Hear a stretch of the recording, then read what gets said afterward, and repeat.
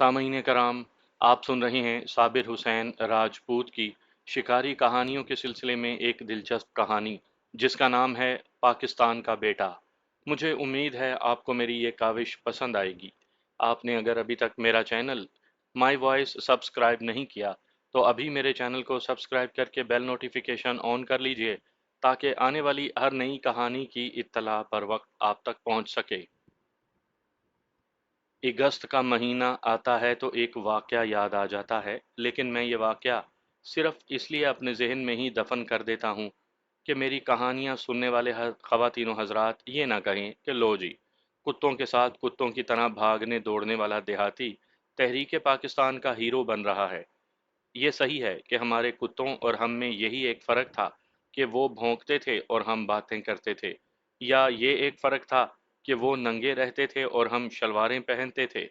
मैं इसी डर से ये वाक़या हर साल याद करके ज़हन के उसी खाने में फेंक दिया करता था जहाँ से उसकी याद उठती थी कि मुझ पर हीरो बनने का इल्ज़ाम ना आयद हो जाए। मैं अखबारों में लोगों के इंतकाल की खबरें पढ़ा करता हूँ। उनमें मेरी उम्र के जो बूढ़े इंतकाल फरमाते हैं उनके पसमानदगान खबर में ये अल्फाज ज़रूर लिखवाते हैं कि मरहूम तहरीक पाकिस्तान के सरगर्म रुकन थे या मुजाहिद थे, या ये कि मरहूम ने तहरीक पाकिस्तान में बढ़ चढ़ कर हिस्सा लिया था। मैं रावलपिंडी के एक मरहूम को जानता हूँ जिसकी वफ़ात की खबर में यही अल्फाज लिखे थे कि बढ़ चढ़ कर हिस्सा लिया था। जहाँ तक मैं उन्हें जानता था उसकी हकीकत ये थी कि मरहूम ने अगर तहरीक पाकिस्तान में बढ़ चढ़ कर हिस्सा लिया था तो उन्होंने पाकिस्तान के जन्म दिन से लेकर अपने मरण दिन तक पाकिस्तान से अपना हिस्सा बढ़ चढ़ कर और बढ़ बढ़ कर वसूल किया था। हिंदुओं के दो मतरूका मकानों पर उन्होंने कब्जा किया था, फिर दरबारी सियासत में चले गए, हर देग का चमचा बने और आज़ादी के 34 साल पूरी आज़ादी से पाकिस्तान की जड़ों में पानी देते और अपने बूटे हरे करते रहे। मरते वक्त उनके हाथ तो सिकंदर आज़म की तरह खाली थे, लेकिन पसमानदगान की झोलियां भर गए थे। तहरीक पाकिस्तान में तो हमारे कुत्तों ने भी हिस्सा लिया था। सन 1946 के आखिर में जब इलेक्शन की प्रोपोगंडा मुहिम शुरू हुई तो एक रोज़ 5-6 हिंदू जो कांग्रेस के वर्कर थे हमारे गांव में ये प्रोपोगंडा करने आए कि कांग्रेस पार्टी हिंदुओं की पार्टी नहीं बल्कि ये हिंदुस्तानियों की पार्टी है जिसमें मुसलमान ख़ास तौर पर शामिल हैं। सबूत ये पेश किया कि मौलाना अबुल कलाम आज़ाद जैसे आलम दीन और मुफस्सिर कुरान और गफ़ार खान और उनके भाई खान साहब कांग्रेस के लीडर हैं। हम बड़े आराम से अपने कुत्ते ले आए और उन कांग्रेसी वर्करों के पास आकर उनके पटों से जंजीरें उतार दी। कुत्ते हमारी आंखों के भी इशारे समझते थे।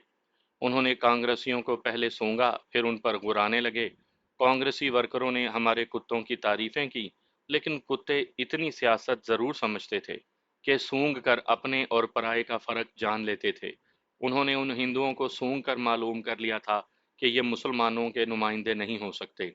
चुनाचे उन्होंने गुरा कर उन हिंदुओं को अपने गांव से ज़रा जल्दी निकल जाने पर मजबूर कर दिया।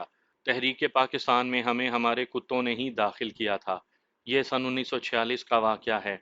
उस वक्त तक हम शिकार खेल रहे थे। हमारी उम्रें 30 साल के लगभग थीं। किसी की डेढ़ एक साल कम और किसी की 30 साल से डेढ़ दो साल ज़्यादा हो गई थी। हम दो दो तीन तीन बच्चों के बाप भी बन चुके थे। हमारी टीम के 3 आदमी फौज में चले गए थे। अब हम लड़के नहीं आदमी बन चुके थे। लेकिन हमारी माएं हमें जिन मायनों में आदमी बनाना चाहती थीं हम वो आदमी नहीं बने थे। शिकार हमारे लिए हेरोइन जैसा नशा बन चुका था। 1946 का सावन गुजरा, भादों भी गुजर गया और मौसम में तपिश खत्म हो गई, बल्कि साए में कुछ खुनकी भी आ गई थी। एक सुबह हमने हस्बे मामूल कुत्ते खोले और शिकार को चल पड़े। मेरी सबसे पहली कहानी का उन्वान था लहू गर्म रखने का है एक बहाना। अच्छा उन्वान था, लेकिन लहू तो हमारी माँओं का गर्म होता था जब हम शिकार को रवाना होते थे। अब जबकि मैं बच्चों का बाप बन चुका था, माँ ने मुझे ये कहकर शर्मसार करना शुरू कर दिया था, चिट्टी दाढ़ी आटा खराब। 30-31 साल की उम्र में ही मेरी माँ ने मुझे चिट्टी दाढ़ी कहना शुरू कर दिया था, हालांकि मेरी दाढ़ी थी ही नहीं। कभी ज़रा सी बढ़ आई तो उसमें एक भी चिट्टा बाल कभी नज़र नहीं आया। अल्लाह मगफिरत करे, मेरी माँ का ये फ़लसफ़ा मुझे कभी भी समझ में ना आया। एक तरफ तो मुझे दाढ़ी कहकर बूढ़ा करार दे देती और दूसरी तरफ ये हाल कि घर के किसी मसले में माँ फैसला हम पर ठूसती और मैं उसकी मुखालफत करता तो वो कहती, तू चुप रह, ابھی تو تیرے دودھ کے دانت بھی نہیں گرے اور چلا ہے میری بات کو رد کرنے۔ ایسی صورتحال میں مجھے ماں بچہ قرار دے دیتی تھی۔ معافی چاہتا ہوں، بڑھاپے میں یہی خرابی ہے کہ جسم کی بچی کچی طاقت زبان میں آ جاتی ہے۔ بوڑھا بات کہیں کی شروع کرتا ہے اور بے لگام گھوڑے کی طرح کہیں اور ہی نکل جاتا ہے۔ بات تحریک پاکستان کی شروع کی تھی اور ماں یاد آ گئی۔ یہ حقیقت ہے کہ جب اپنی اولاد کی اولاد پیدا ہونے لگتی ہے نا، تو نانوں اور دادوں کو اپنی مائیں یاد آنے لگتی ہیں۔ اس روز غالباً ستمبر کے آخری ایام تھے، ہم شکار کو نکلے تو ہماری ماؤں کی پھٹکار پہلے روز جیسی تھی اور ہمارا ڈھیٹ پن بھی پہلے روز جیسا تھا۔ کوئی تبدیلی نہیں آئی تھی، البتہ ایک تبدیلی نظر آ رہی تھی، وہ یہ کہ ہمارے 3 4 کتے بوڑھے ہو گئے تھے، جن میں افضل کا بولی بھی شامل تھا۔ وہ تو بڑھاپے کی آخری اسٹیج پر پہنچ گیا تھا، لیکن شکار پر محسوس نہیں ہونے دیتا تھا کہ وہ بوڑھا ہو گیا ہے۔ 4 کتے مر چکے تھے اور ان کی جگہ 5 نئے کتے آ گئے تھے۔ بولی نے ان نئے کتوں کو اپنے زیر کر لیا اور انہیں ذہن نشین کروا دیا تھا کہ بے شک وہ نوجوان ہیں، خوبصورت ہیں، لیکن لیڈر اور حاکم وہ خود ہے۔ بولی آج کی سیاست والی ہارس ٹریڈنگ نہیں کیا کرتا تھا، بلکہ وہ اپنی دھونس سے ٹیم میں آنے والے ہر نئے کتے کو اپنے تابع کر لیا کرتا تھا۔ ہم حسب معمول گپ شپ لگاتے جا رہے تھے۔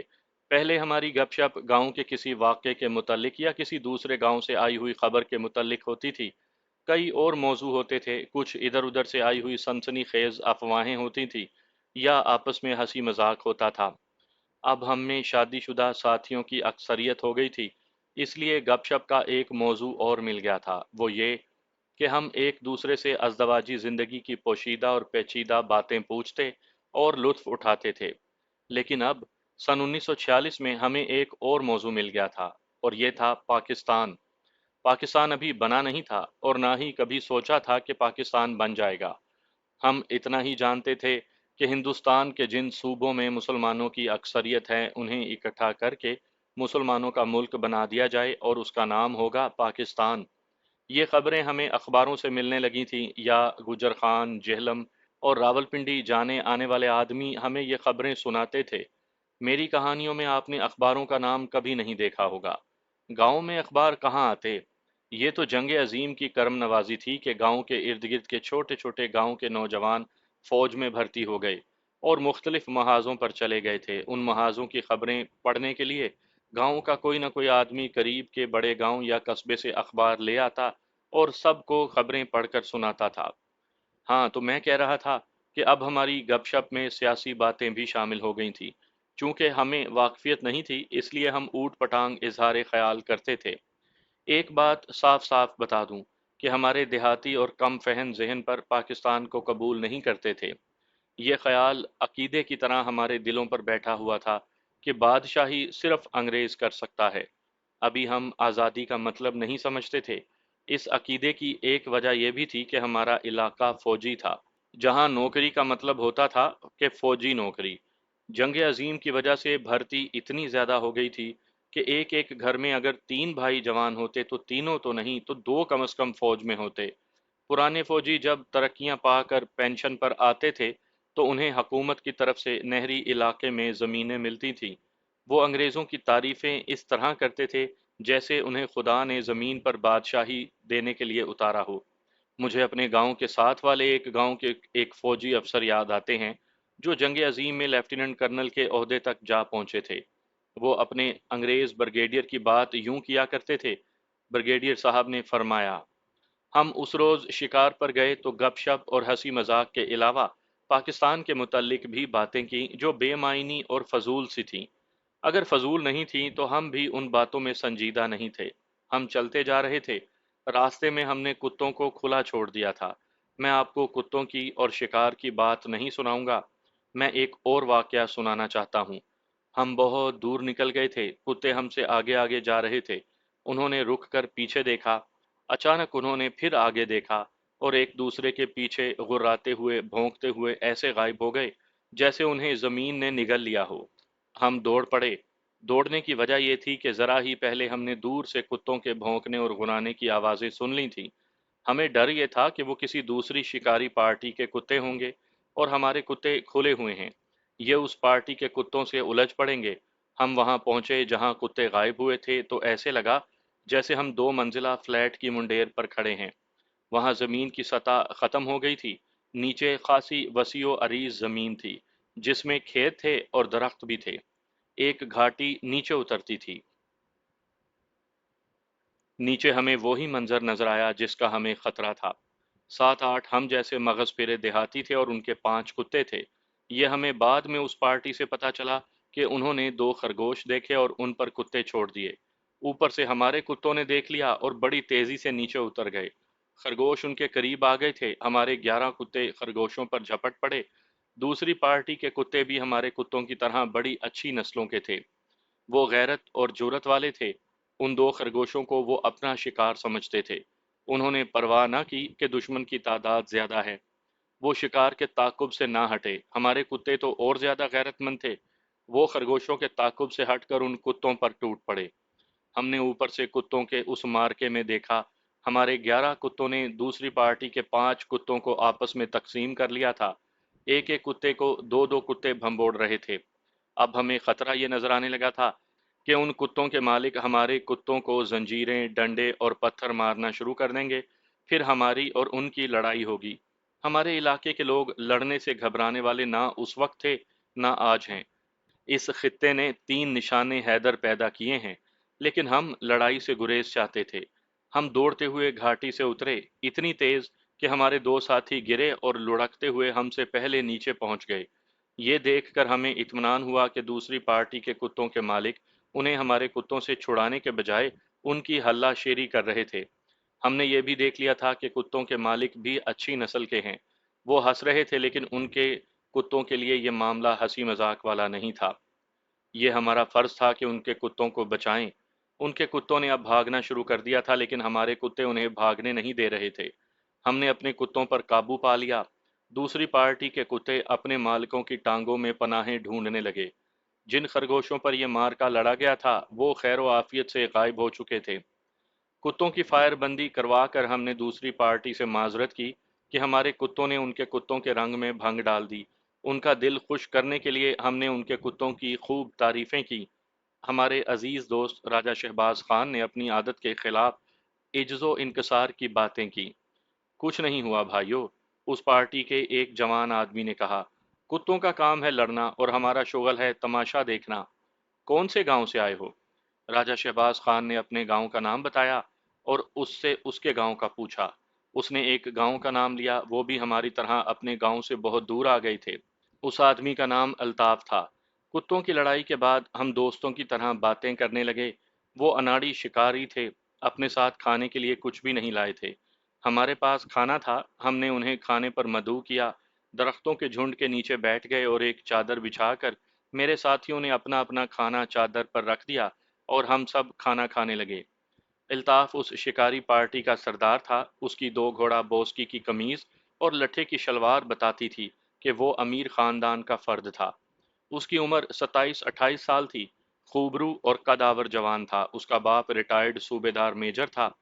گاؤں میں اس کی بہت ساری زمین تھی، سبزیوں کا باغ بھی تھا اور نہری علاقے میں 5 6 مربع زمین تھی۔ اس لحاظ سے وہ زمیندار تھا۔ صوبے دار میجری کی پینشن بھی تھی۔ الطاف کتوں اور شکار کا شوقین تھا۔ اس کے پاس 12 بور کی ایک نالی بندوق تھی۔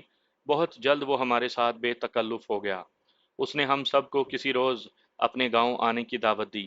اسے ہمارے کتے اور ہمارا شغل بہت پسند آیا تھا۔ وہ ہماری طرح زندہ دل اور خوشگوار مزاج کا آدمی تھا۔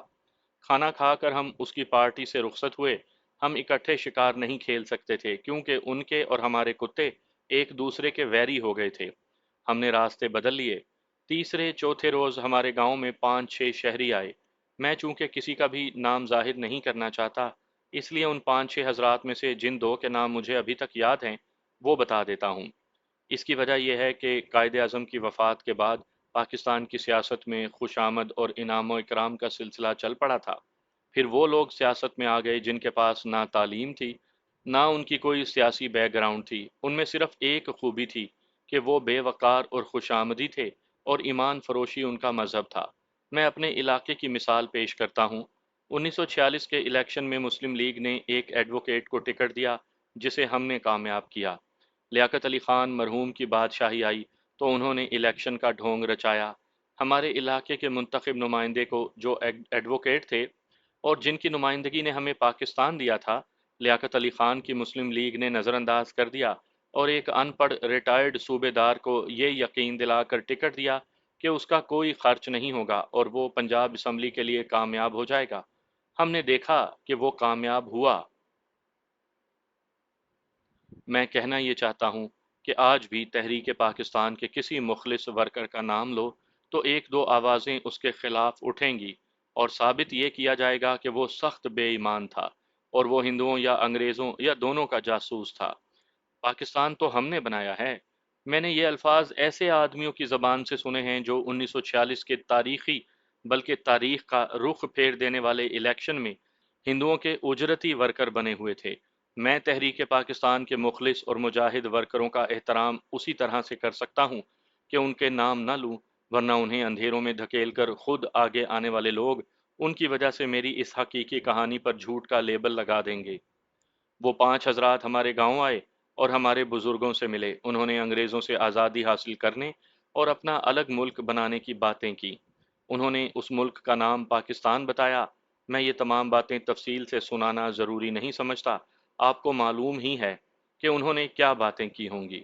میں آپ سے زیادہ تعلیم یافتہ آدمی تو نہیں ہوں۔ کم عقلو، ہمارے ایک فوجی بزرگ نے کہا، تعلیم اور کتابوں نے تم شہریوں کے دماغ خراب کر دیے ہیں، اسی لیے ہم اپنے لڑکوں کو اسکول کے قریب بھی نہیں جانے دیتے۔ کیا تم انگریزوں سے زیادہ عقل مند ہو؟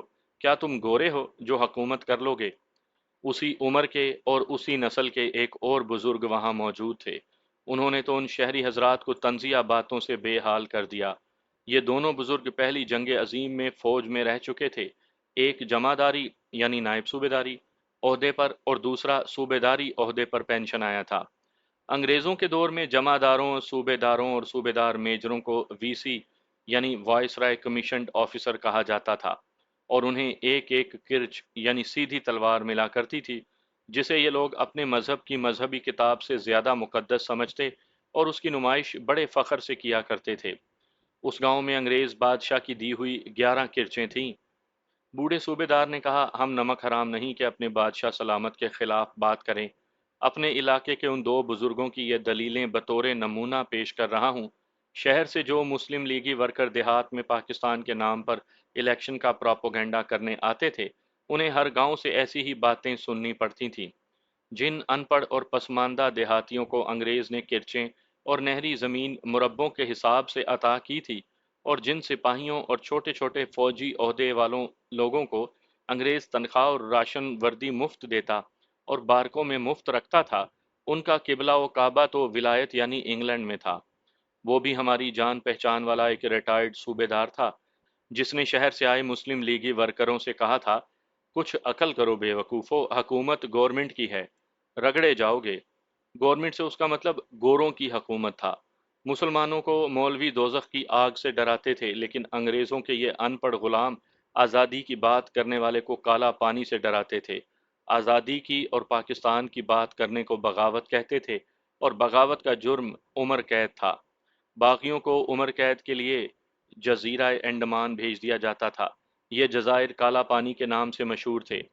اس دور کی اور ہمارے دیہاتی علاقے کی اور بھی بہت سی دلچسپ باتیں ہیں جو میں ساری کی ساری سنا نہیں سکتا۔ مسلم لیگیوں کو ایک مشکل تو یہ پیش آئی کہ انگریزوں سے آزادی اور ایک الگ مسلمان مملکت کے تصور کو اپنے ذہن میں لانے کو ہی انگریزوں کے خلاف بغاوت سمجھا جاتا تھا۔ دوسری مشکل یہ پیدا ہو گئی کہ ایک اور سیاسی پارٹی میدان میں آ گئی جس کا نام یونیسنٹ پارٹی تھا۔ اس کے لیڈر انگریزوں کے زر خرید غلام تھے۔ شہنشاہ برطانیہ نے انہیں جاگیریں عطا کی تھیں۔ یہ انگریز نواز پارٹی تھی جس میں ہندو بھی تھے، مسلمان بھی، سکھ اور عیسائی بھی۔ اس پارٹی کی باتیں ہمارے علاقے کے انگریز نواز لوگوں کے لیے قابل فہم اور برحق تھیں۔ دیکھتے ہی دیکھتے یہ پارٹی ہمارے تمام تر دیہاتی علاقے پر قابض ہو گئی۔ مسلم لیگی ورکروں کو دھمکیاں ملنے لگیں کہ وہ دیہاتی علاقے میں آئے تو انہیں قتل کر دیا جائے گا۔ ان دھمکیوں کے باوجود مسلم لیگی دیہات میں آتے تھے اور وہ اپنی حفاظت کا اور اپنی باتوں میں تقدس پیدا کرنے کا یہ طریقہ اختیار کرنے لگے کہ جس گاؤں میں جاتے وہاں اس مسجد میں جا بیٹھتے جس میں نماز جمعہ پڑھی جاتی تھی۔ وہاں وہ اللہ، رسول اور قرآن کے حوالے سے باتیں کرتے تھے۔ آزادی اور پاکستان کی بات تو تھی ہی، قرآن کی بات، لوگوں کے دلوں میں یہ بات اترنے لگی۔ البتہ مسجدوں کے مولویوں کو تکلیف پہنچی، وہ کہنے لگے کہ یہ لوگ مسجد میں آ کر دنیاوی باتیں کرتے ہیں، لیکن لوگوں نے ان دنیاوی باتوں کی طرف دھیان دینا شروع کر دیا تھا۔ میں بات کو پیچھے اس جگہ لے جا رہا ہوں جہاں ہمارے کتوں کی لڑائی ایک اور پارٹی کے ساتھ ہو گئی تھی اور کتوں کے مالکوں کے ساتھ ہماری دوستی ہو گئی تھی۔ اس پارٹی کا سردار ایک بڑے زمیندار اور ریٹائرڈ صوبے دار میجر کا بیٹا الطاف تھا۔ اس دن سے 3 یا 4 دن بعد الطاف ہم سے ملنے ہمارے گاؤں آ گیا۔ اس کے ساتھ اس کا ایک دوست رحیم تھا۔ وہ بڑی تندرست اور اعلیٰ نسل کی گھوڑیوں پر سوار تھے۔ میں نے انہیں اپنے گھر مہمان رکھا۔ شکاری پارٹی کے سارے دوست میرے گھر جمع ہو گئے۔ سارا دن خوب گپ شپ رہی، تاش کی بازی بھی لگی اور ہنسی مذاق بھی ہوا۔ ہم انہیں رات کے لیے روکنا چاہتے تھے، لیکن وہ شام کو یہ وعدہ لے کر چلے گئے کہ ہم ان کے گاؤں آئیں گے۔ ہماری دوستی پکی ہو چکی تھی۔ الطاف اور رحیم زندہ دل اور خوش مزاج تھے۔ 4 5 دنوں کے بعد میں، راجہ شہباز خان اور افضل ان کے گاؤں گئے جو ہمارے گاؤں سے 16 17 میل دور تھا۔ ہم بھی گھوڑیوں پر تھے۔ ان کے شکاری دوست الطاف کے گھر اکٹھے ہو گئے۔ کچھ دیر بعد الطاف کا والد ہمارے پاس آ بیٹھا۔ اس نے ہمارے ساتھ پیار اور شفقت سے بات کی، لیکن اس کے انداز اور لہجے میں صوبے دار میجروں اور بڑے زمینداروں والی اکڑ فو موجود تھی۔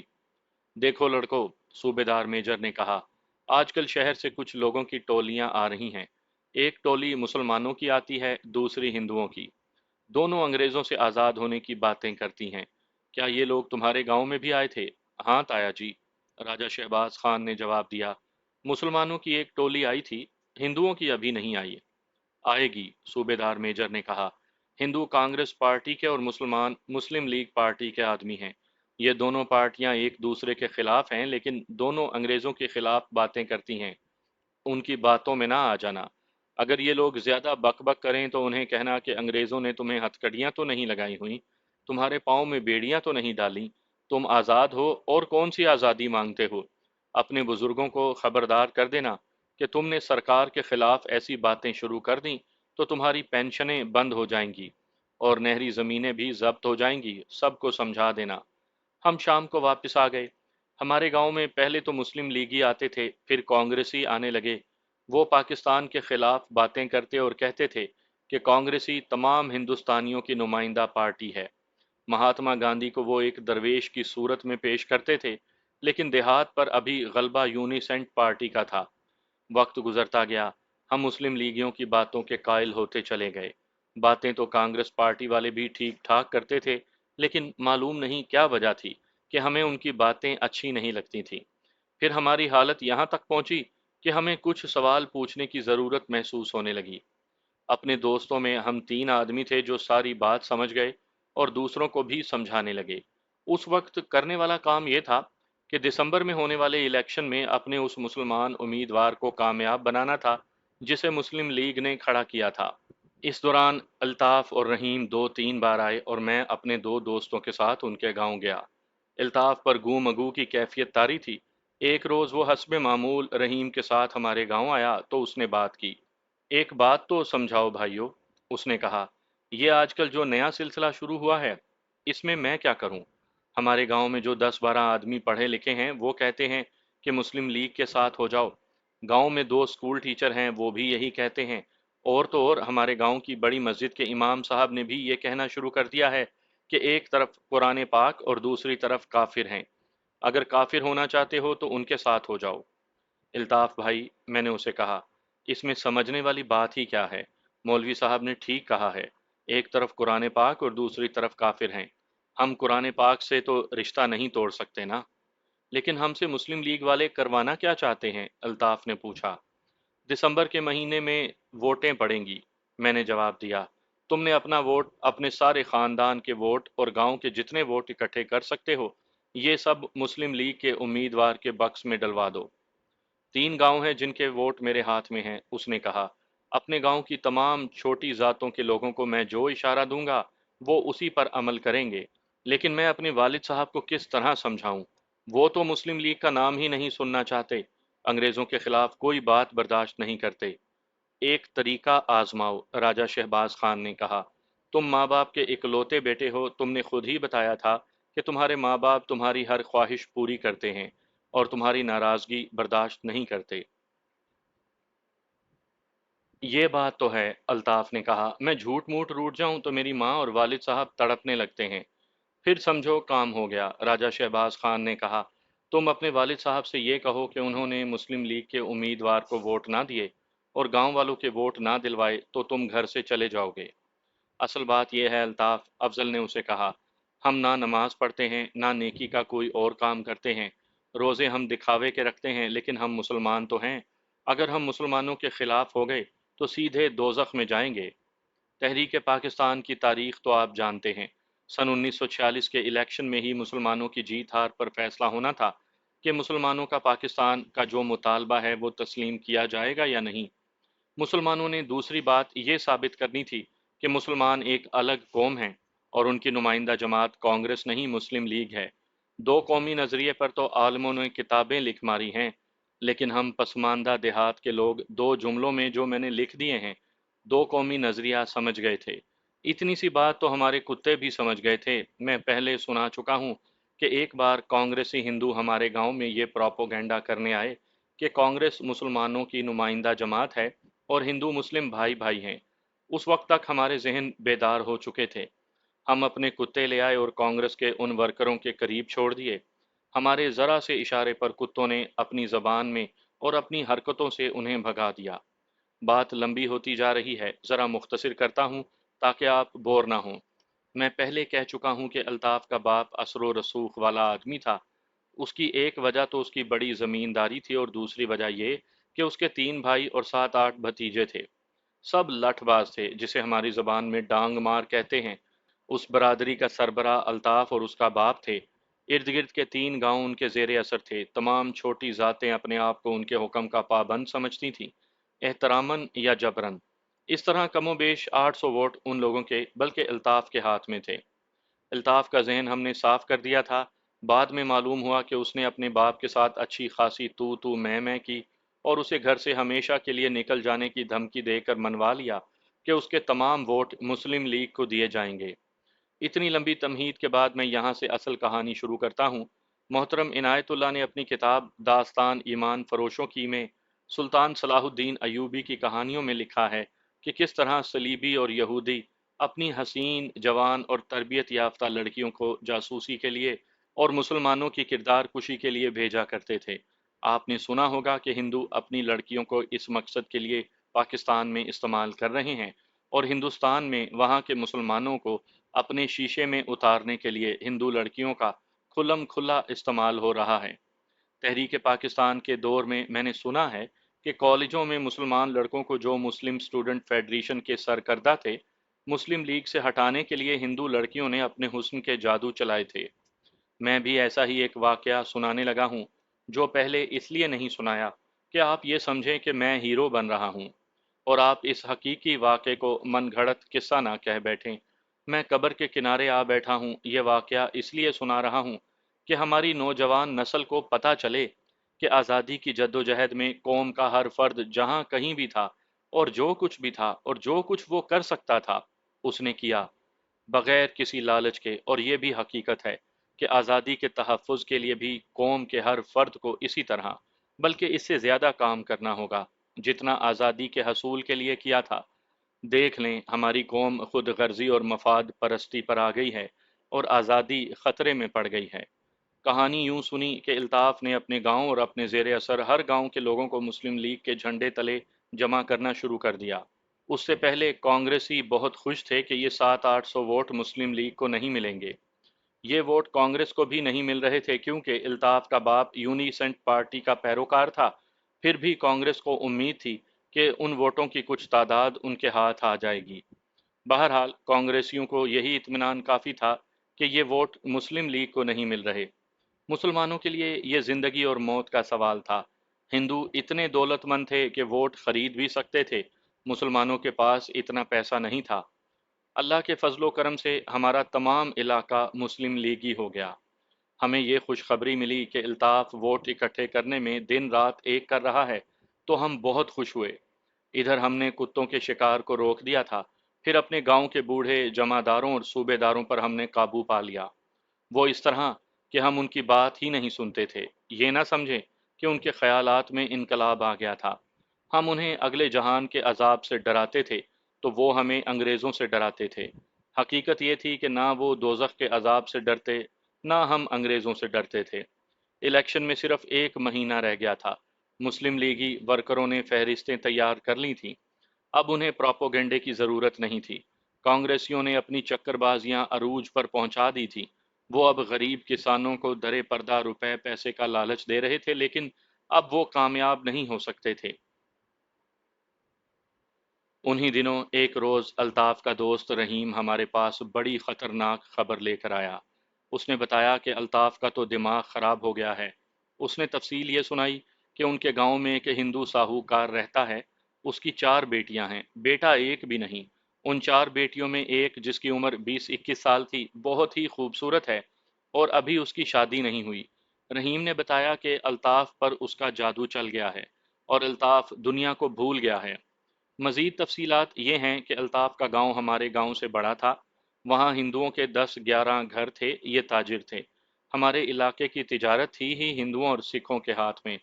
دیہات میں چھوٹی سی دکان سے لے کر تھوک کے کاروبار تک پر ہندوؤں اور ان کے بعد سکھوں کی اجارہ داری تھی۔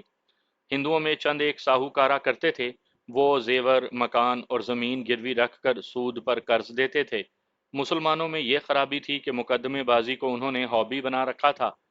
خاندانی دشمنیوں کے تحت آپس میں خون خرابہ اور قتل کرتے، اور کھیت گروی رکھ کر ہندو ساہوکاروں سے قرضے لیتے اور مقدمے لڑتے تھے۔ ساری عمر سود ادا کرتے رہتے اور آخرکار اصل زر کے عوض اپنی زمینیں ساہوکاروں کے حوالے کر دیتے تھے۔ الطاف کے گاؤں کا یہ ہندو ساہوکار بہت دولت مند تھا، اور وہ سیاست میں بھی منہ مارتا تھا۔ مسلمانوں کے خلاف ہر ہندو کے دل میں تعصب ہوتا تھا، لیکن یہ ہندو ساہوکار غیر معمولی طور پر متعصب تھا۔ وہ تو اس مقصد کے لیے ہر قیمت دینے پر تیار تھا کہ مسلمانوں کو پاکستان نہ ملے۔ اپنے گاؤں کے چند ایک لوگوں اور کئی اور گاؤں کے لوگوں کی زمینیں اور مکان اس کے پاس گروی تھے۔ جو کسان اسے نقد سود نہیں دے سکتے تھے، ان کا پیدا کیا ہوا اناج وہ اٹھا کر منڈی میں دے آتا اور سود کے ساتھ منافع بھی کما لیتا۔ وہ تو پاکستان کو روکنے کی خاطر اپنا دھرم بھی دینے کو تیار تھا۔ اس کی بڑی بیٹی شادی شدہ تھی، دوسرے نمبر والی بیٹی اپنی بڑی اور دونوں چھوٹی بہنوں سے کہیں زیادہ خوبصورت اور زندہ دل تھی۔ مسلمان لڑکیوں کی طرح گاؤں میں ناچتی کودتی پھرتی تھی، لیکن اس کے چال چلن پر ایک بھی دھبا نہیں تھا۔ سنا تھا کہ گاؤں کے مسلمان امیر زادے اس کے ساتھ دوستی لگانے کے جتن کرتے رہتے اور منہ کی کھاتے تھے۔ وہ تو صحیح معنوں میں شہزادی تھی، اسے روپے پیسے اور ریشمی کپڑوں کا لالچ ہی نہیں تھا۔ اس لڑکی نے الطاف کو اپنے حسن کے جادو میں لے لیا۔ ماں باپ کا اکلوتا بیٹا الطاف لاڈوں میں پلا تھا، اس لیے باغی اور خود سر تھا۔ اس کی بیوی تھی، چھوٹے چھوٹے 2 بچے تھے، وہ انہیں بھی بھول گیا۔ الیکشن بھی اس کے سر سے اتر گیا، لیکن لڑکی نے اسے الیکشن یاد دلا کر اس طرح استعمال کرنا شروع کیا کہ الطاف مسلمان ووٹروں کا رخ کانگریس کی طرف پھیرنے لگا۔ اس نے مسلم لیگ کے خلاف پراپوگنڈا شروع کر دیا تھا۔ میں راجہ شہباز خان اور راجہ محمد افضل خان کو ساتھ لے کر الطاف کے گاؤں گیا۔ الطاف گھر نہیں تھا۔ اس کا باپ اور اس کی ماں کا یہ حال دیکھا جیسے ان کا اکلوتا بیٹا مر گیا ہو۔ دونوں رو پڑے۔ اس کی بیوی بھی ہمارے پاس آ بیٹھی، وہ بھی رونے لگی۔ یہ تینوں کہتے تھے کہ اس ہندو جادوگرنی نے ان سے الطاف چھین لیا ہے۔ ہم نے پوچھا کہ الطاف ہے کہاں؟ انہوں نے بتایا کہ وہ تو دن رات اپنے رہٹ پر رہتا ہے۔ رہٹ سبزیوں کے باغ کے لیے بنایا گیا تھا۔ سبزیاں منڈی میں جاتی تھیں، باغ میں چھوٹا سا ایک مکان تھا۔ ہمیں بتایا گیا کہ ہندو لڑکی روزانہ رات وہاں جاتی ہے اور الطاف کے ساتھ کچھ وقت گزار کر آتی ہے۔ ہم تینوں الطاف کے والدین اور بیوی کو تسلی دلاسا دے کر الطاف کے پاس بیٹھ گئے۔ وہ اپنے باغ میں تھا۔ ہمیں دیکھ کر وہ بہت خوش ہوا، پہلے کی طرح محبت اور گرم جوشی سے ملا۔ ہم نے اسے بتایا کہ ہم کیا سن کر آئے ہیں۔ اس نے خوشی کا اظہار کرتے ہوئے کہا کہ وہ اس ہندو لڑکی کو مسلمان کر کے اس کے ساتھ شادی کر رہا ہے۔ میں تفصیلات کیا سناؤں؟ اس کی ذہنی اور جذباتی حالت ایسی تھی جیسے اس پر اس لڑکی نے کالے علم کا جادو کروا دیا ہو۔ ہم نے مسلم لیگ اور آنے والے الیکشن کی بات چھیڑی تو اس نے بیزاری اور بے رخی کا اظہار کر کے بات گول کر دی۔ رحیم ہمارے ساتھ تھا۔ ہم تینوں وہاں سے آ گئے اور ایک اسکیم بنا لی۔ رحیم نے ہمیں بتایا تھا کہ لڑکی ہر رات بلا ناغہ فلاں وقت باغ میں جاتی اور کم و بیش 1 گھنٹہ وہاں گزار کر آتی ہے۔ ہم نے پہلے یہ سوچا کہ اس لڑکی کے باپ کو ڈرائیں، لیکن اس میں کچھ خطرے نظر آئے۔ آخر ہم نے ایک اور اسکیم بنا لی جو رحیم کو سمجھا کر اپنے گاؤں آ گئے۔ ہم نے تو جیسے قرآن پاک پر ہاتھ رکھ کر حلف اٹھا لیے تھے کہ اس لڑکی کو اغوا کرنا پڑے یا اس کے باپ کو قتل کرنا پڑے، الطاف کو اس لڑکی کے جادو سے نکالیں گے ضرور۔ ہم نے رحیم کے ساتھ مل کر اسکیم تو تیار کر لی، ہمیں اس ہندو ساہوکار پر اتنا غصہ تھا کہ ہم نے اغوا اور قتل تک کا ارادہ کر لیا تھا۔ لیکن ہم جب اپنے گاؤں پہنچے اور شام کو تینوں دوست ٹہلتے ٹہلتے کھیتوں کی طرف نکل گئے تو تینوں چپ چاپ تھے۔ ایسی چپ تو ہمیں کبھی بھی نہیں لگی تھی۔ میں سمجھ گیا کہ میرے دونوں دوستوں راجہ شہباز خان اور افضل کی اندر سے وہی حالت ہے جو میری ہو رہی تھی۔ میری حالت یہ تھی کہ ہم الطاف کے گاؤں سے آئے اور اپنے گھروں کو چلے گئے۔ میں نے تنہائی میں اپنی اسکیم پر غور کیا۔ اس اسکیم کی عملی شکل کو میں تصور میں لایا تو میں نے محسوس کیا کہ جیسے میں بزدل ہو گیا ہوں۔ دلیر اور نڈر ہونا اور بات ہے، لیکن کسی لڑکی کے اغوا یا کسی کو قتل کرنے کے جرم میں جس دلیری اور بے خوفی کی ضرورت ہوتی ہے وہ ہم تینوں کسی میں بھی نہیں تھی۔ ہمارے علاقے میں خاندانی اور دیرینہ عداوتوں کی بنا پر لاٹھیوں، کلہاڑیوں اور برچیوں سے کھلی لڑائی میں خون خرابہ اور قتل معمولی بات ہی نہیں بلکہ دلیرانہ کارروائی سمجھی جاتی تھی۔ کسی کو کسی نے انتقامی طور پر قتل کرنا ہوتا تھا تو دن دہاڑے اور للکار کر کیا جاتا تھا، اور قاتل اعلان کرتا تھا کہ میں نے اپنے خاندان کے خون کا بدلہ لے لیا ہے۔ قتل کا سراغ لگانے کے لیے کسی انسپیکٹر احمد یار خان کی ضرورت نہیں ہوتی تھی۔ قاتل خود سامنے آ جاتا اور اگر اسے پھانسی کی سزا ہو جاتی تو تکبیر اور یا علی کے نعرے لگاتا پھانسی کے تختے تک جایا کرتا تھا۔ ہم جو واردات کرنے چلے تھے اسے ہم جرم نہیں سمجھتے تھے، لیکن انگریزوں کا قانون چلتا تھا جو اغوا اور قتل کو سب سے زیادہ گھناؤنے جرائم سمجھتا تھا۔ میری بزدلی یا دل میں ڈر پیدا ہو جانے کی وجہ یہ بھی تھی کہ ہم نے یہ واردات ایسے طریقے سے کرنی تھی کہ پکڑے نہ جاتے۔ اس کا ہمیں تجربہ نہیں تھا۔ اگر ہم تینوں کو 100 ہندوؤں کے خلاف بھی میدان میں اتار دیا جاتا تو ہم ڈرنے کے بجائے زیادہ دلیر ہو کر میدان میں اترتے۔ کوئی بات کرو یار، راجہ شہباز خان نے کھیتوں میں چلتے چلتے کہا۔ ہمیں تو لگتا ہے کہ کسی کے جنازے کے ساتھ جا رہے ہیں۔ اس نے میری طرف دیکھا اور پوچھا، کیا سوچ رہے ہو سابو؟ کل رات کی سوچ رہا ہوں، میں نے کہا۔ میں بھی یہی سوچ رہا ہوں، افضل نے کہا۔ سوچنا کیا ہے، شہباز نے کہا، کل چلیں گے، رحیمہ وہاں موجود ہوگا، اگر وہ ہندو لڑکی آ گئی تو اسے اٹھا لیں گے۔ سابو تم ڈر تو نہیں رہے؟ ڈر تو میں بھی رہا ہوں باز، افضل ہنس کر بولا۔ پتہ ہے کیوں؟ میں نے کہا، ہم نے ایسی واردات کبھی کی نہیں، سوچی بھی نہیں کبھی۔ اللہ مالک ہے سابو، راجہ شہباز خان نے کہا، ہم لڑکی کو اپنے لیے تو نہیں اٹھائیں گے، اسے کہیں لے جا کر بیچنا تو نہیں، ہم نے تو خدا کو راضی کرنا ہے، خدا ضرور ہماری مدد کرے گا۔ تم ووٹوں کو اور مسلم لیگ کو بھول جاؤ، یہ دیکھو کہ ایک کافر لڑکی نے ہمارے ایک اچھے بھلے مسلمان بھائی کو اپنے جال میں اس طرح لے لیا ہے کہ وہ اپنے ماں باپ اور بیوی بچوں کو ہی بھول گیا ہے۔ ہم تینوں دوستوں نے باتیں شروع کر دیں تو مجھ میں بزدلی کا جو احساس پیدا ہو گیا تھا وہ ختم ہو گیا، مگر ایک ڈر پھر بھی دل پر سوار رہا۔ وہ یہ تھا کہ اگر ہم اپنی اسکیم میں کامیاب ہو گئے تو الطاف کا رد عمل کیا ہوگا؟ ہم اس کے رد عمل کی جو قیاس آرائیاں کرتے تھے وہ خطرناک نظر آتی تھیں۔ اسی شام کا واقعہ ہے کہ ہمارے لہو کو گرمانے کا ایک بہانہ مل گیا۔ ہمارے گاؤں میں رہنے والا ایک حوالدار 1 مہینے کی چھٹی آ گیا۔ ہمارے گاؤں کے قریب چھوٹا سا ایک گاؤں تھا جو آج کل ہمارے گاؤں کا حصہ بن چکا ہے۔ اس گاؤں کا ایک آدمی نیوی میں پیٹی آفیسر تھا۔ وہ 2 3 دن پہلے چھٹی آیا تھا، اس کی چھٹی بھی 1 مہینہ کی تھی۔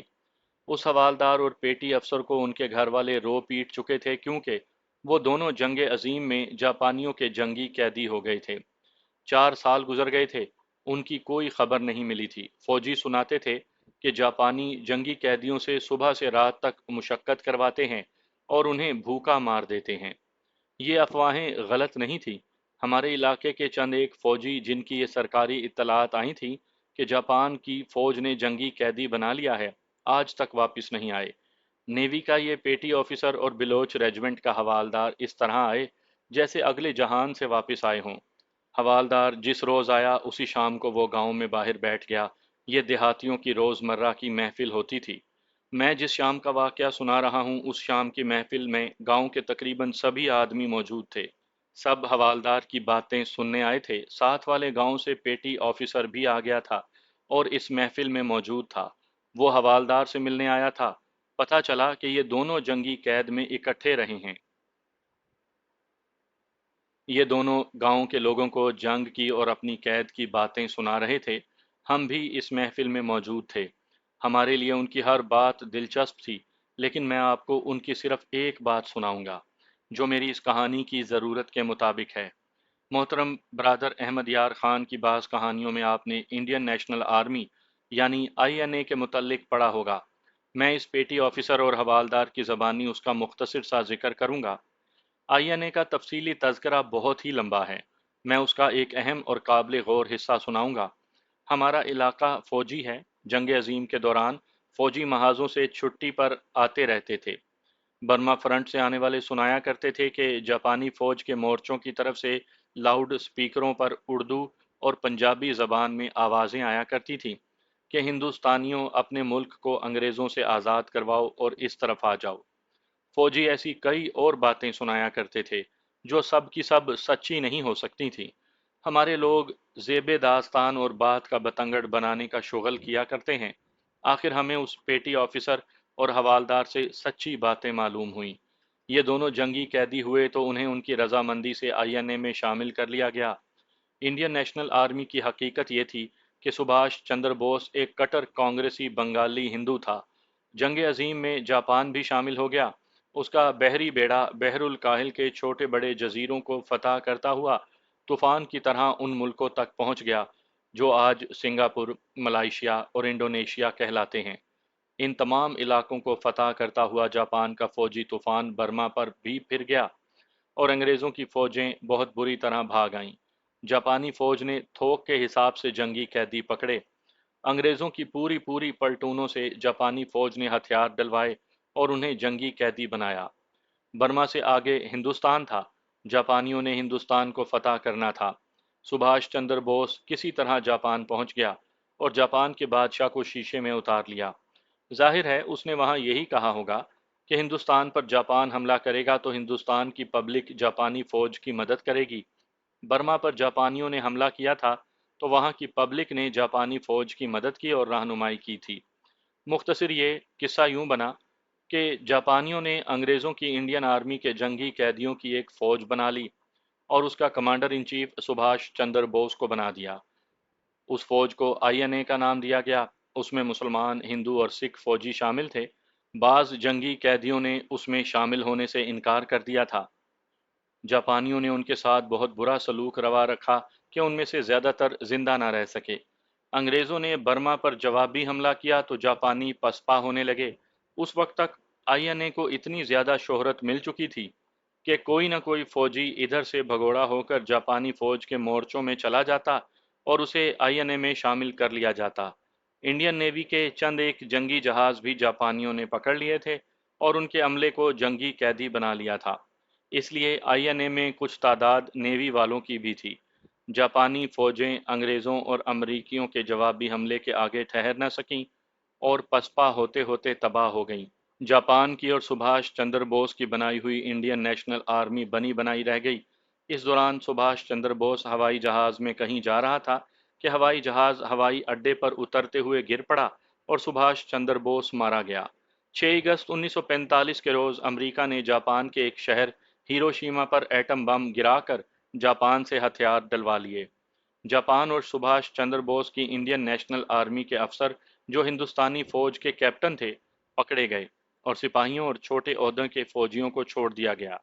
ان میں ہمارے گاؤں کا یہ حوالدار اور ساتھ والے گاؤں کا یہ پیٹی آفیسر بھی تھا۔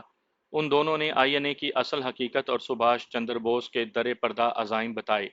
انہوں نے بتایا کہ مسلمان اور سکھ فوجی اسی لیے آئی این اے میں شامل ہوئے تھے کہ ہندوستان کو انگریزوں سے آزاد کروائیں اور جاپان ہندوستانیوں کو حکومت دے کر اپنی فوجیں واپس لے جائے گا، لیکن آئی این اے کے ہندو افسروں نے اپنے آپ کو ہندوستان کا بادشاہ سمجھنا شروع کر دیا تھا۔ آہستہ آہستہ ان کے عزائم سے پردہ اٹھتا گیا اور یہ راز کھل گیا کہ سبھاش چندر بوس نے، جو کانگریسی ہندو تھا، جاپانیوں کے ساتھ یہ معاہدہ کیا تھا کہ ہندوستان کو فتح کر کے ہندوؤں کے حوالے کر دیا جائے گا اور یہاں صرف ہندوؤں کی حکومت ہوگی۔ ہندوستان کے کانگریسی لیڈروں کو اس پلان کا نہ صرف علم تھا، بلکہ وہ اس پلان میں شامل تھے۔ وہ ہندوستان کی دوسری قوموں، خصوصاً مسلمانوں کو اپنا محکوم اور غلام بنانا چاہتے تھے۔ پیٹی آفیسر تعلیم یافتہ آدمی تھا، حوالدار تو صرف واقعات سناتا تھا، لیکن پیٹی آفیسر عقل کی باتیں کرتا تھا اور سننے والوں کو ہندوستان کی سیاست سمجھاتا تھا۔ اس نے ہمیں بتایا کہ جو الیکشن ہو رہے ہیں انہیں ہم اس قسم کے الیکشن نہ سمجھیں جو پہلے ہوتے رہے ہیں۔ اب ان الیکشن نے اس ملک میں اپنی قسمت کا فیصلہ کرنا ہے۔ اگر ہم کانگریس کے اس جال میں آ گئے تو کانگریس ہی مسلمانوں کی نمائندہ جماعت ہے، تو سمجھ لو کہ ہم نے اپنے ہاتھوں غلامی کی زنجیر اپنے گلے میں ڈال دی اور زنجیر ہندوؤں کے ہاتھ میں دے دی۔ ہم اس قوم یعنی ہندو قوم کو قریب سے دیکھ آئے ہیں، پیٹی آفیسر نے کہا۔ اس کے لیڈروں نے ہندوستان کو فوج سے فتح کر کے مسلمانوں کو غلام بنانے کی اسکیم بنائی تھی۔ اب سوچ لو، کانگریس کے امیدوار کو ووٹ نہ دینا، مسلم لیگ نے جو امیدوار کھڑا کیا ہے اسی کو ووٹ دینا، خواہ اس کے ساتھ تمہاری خاندانی دشمنی ہی کیوں نہ ہو۔ دوسرے دن میں، شہباز اور افضل پیٹی آفیسر کے گاؤں چلے گئے اور اس سے مزید باتیں پوچھیں۔ ہمیں اس وقت ہندوستان میں مسلمانوں کی جد و جہد آزادی کی تاریخ کا علم ہی نہیں تھا۔ میں میٹرک پاس تھا، محمود غزنوی کے 17 حملے امتحان میں پاس ہونے کے لیے یاد کیے تھے، اور سن 1857 میں ہندوستانیوں کی بغاوت اور غدر کے واقعات زبانی یاد کیے۔ سید احمد شہید رحمت اللہ علیہ کے نام سے بھی ہم واقف نہیں تھے۔ پیٹی آفیسر نے ہمیں آزادی کی جد و جہد کی وہ کہانی سنائی جو اسکول کی کتابوں میں آ ہی نہیں سکتی تھی۔ سن 1857 میں ہندوؤں نے جس طرح مسلمانوں کو نقصان پہنچانے کے لیے انگریزوں کا ساتھ دیا تھا، وہ تفصیل سے سنایا۔ یہ ساری باتیں جو اس وقت ہمارے لیے نئی تھیں، لکھنے کی ضرورت نہیں، حکایت میں یہ باتیں سب آ چکی ہیں اور آتی رہتی ہیں۔ ویسے بھی میری کہانیوں میں جن کے کردار کتے ہی ہوتے ہیں، آپ کو آزادی کے لیے جہاد اور تحریک پاکستان کی باتیں اچھی نہیں لگیں گی۔ میں اس سال کے اگست میں کچھ زیادہ ہی جذباتی ہو گیا ہوں۔ اس کی ایک وجہ تو بڑھاپا ہو سکتا ہے کہ اپنے جذبات پر قابو پانے کی ہمت نہیں رہی، اور دوسری وجہ یہ ہے کہ پاکستان ذلت و رسوائی، تنگ دستی اور جگ ہسائی اور بے ایمانی کے اس درجے تک پہنچ گیا ہے جہاں سے اللہ کا خاص کرم ہی واپس لا سکتا ہے۔ یہ تباہی دیکھتے دیکھتے ہم اتنے مایوس اور پریشان ہو جاتے ہیں کہ وہ وقت یاد آ جاتا ہے جو ہندوستان کے مسلمان اس ملک کو حاصل کرنے کے لیے جد و جہد کر رہے تھے۔ آج میری اپنی جذباتی حالت ایسی ہو رہی ہے کہ ذہن میں سن 1946-47 کا دور آ گیا ہے۔ لوگوں نے بے دریغ قربانیاں دیں، ان کے مقابلے میں نے اور میرے دوستوں نے تو کچھ بھی نہیں کیا۔ میں وہی سناتا ہوں جو ہم سے ہو سکا تھا۔ الطاف کو ایک ہندو لڑکی نے اپنے جال میں لے لیا تھا اور 700-800 ووٹ اس کے ساتھ اس جال میں آ گئے تھے۔ ہم نے اسی جال کو توڑنا تھا۔ میں سنا رہا تھا کہ ہم نے اس لڑکی کے اغوا کی یا اس کے باپ کے قتل کی اسکیم تو بنا لی تھی، لیکن ہم تینوں دوست ڈر رہے تھے کیونکہ ہم نے ایسی واردات پہلے کبھی نہیں کی تھی۔ ہم نے دونوں وارداتیں ایک ہی بار نہیں کرنی تھی۔ پہلے لڑکی کو اغوا کرنا تھا، اگر یہ واردات ناکام ہو جاتی تو اس کے باپ کو قتل کرنا تھا۔ ہمارے دلوں میں ڈر موجود رہا۔ خداوند تعالیٰ نے پیٹی آفیسر اور حوالدار کو بھیج دیا۔ انہوں نے ہمیں ہندوؤں کے جو مسلم کش قصے سنائے، ان سے ہمارا حوصلہ مضبوط ہو گیا۔ ہمارا یہ ارادہ بھی مضبوط ہو گیا کہ اس ہندو ساہوکار کے منصوبے کو ختم کرنے کے لیے ہم اپنی جانیں بازی پر لگا دیں گے۔ ہم نے اس رات کاروائی کرنی تھی۔ سورج غروب ہونے کے بعد اندھیرا ہو گیا تو ہم تینوں دوست اپنی اپنی گھوڑیوں پر سوار ہوئے اور گاؤں سے نکل گئے۔ میں نے اپنی ماں، بیوی اور والد صاحب کو ایک اور گاؤں کا نام لے کر بتایا کہ وہاں شہر سے مسلم لیگ کے 2 لیڈر آئے ہوئے ہیں، انہوں نے بلایا ہے۔ آپ یہ سن کر حیران ہوں گے کہ ماں نے روکنے اور کوسنے کے بجائے دعاؤں سے رخصت کیا۔ صرف یہ کہا کہ کسی کے ساتھ لڑائی جھگڑا نہ کرنا۔ اگر میں ماں کو بتا دیتا کہ میں ایک لڑکی کو اغوا کرنے جا رہا ہوں تو ماں گھوڑی کی لگام پکڑ لیتی اور سارا گاؤں سنتا کہ ماں اپنے بیٹے کو کہیں جانے سے روک رہی ہے۔ الطاف کا گاؤں 16-17 میل دور تھا۔ ہم نے ایک خاص وقت پر الطاف کے گاؤں اور اس کے رہٹ کے درمیان پہنچنا تھا۔ وقت تھوڑا رہ گیا اور علاقہ کھڈ نالوں اور گھاٹیوں کا تھا۔ ہم نے گھوڑیوں کی رفتار خاصی تیز رکھی۔ ہمارے جانور اس علاقے کی اونچ نیچ سے واقف تھے، کہیں ٹھوکر نہیں کھاتے تھے۔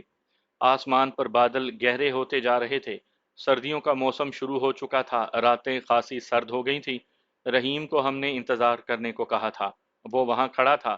یہ جگہ اس کے گاؤں سے 2.5-3 فرلانگ دور تھی، وہ دوسری زمین کی نسبت گہری تھی۔ ہم نے گھوڑیاں وہیں ایک درخت کے ساتھ باندھ دی اور اسی طرف چل پڑے جس راستے سے ساہوکار کی بیٹی الطاف کے پاس باغ میں جایا کرتی تھی۔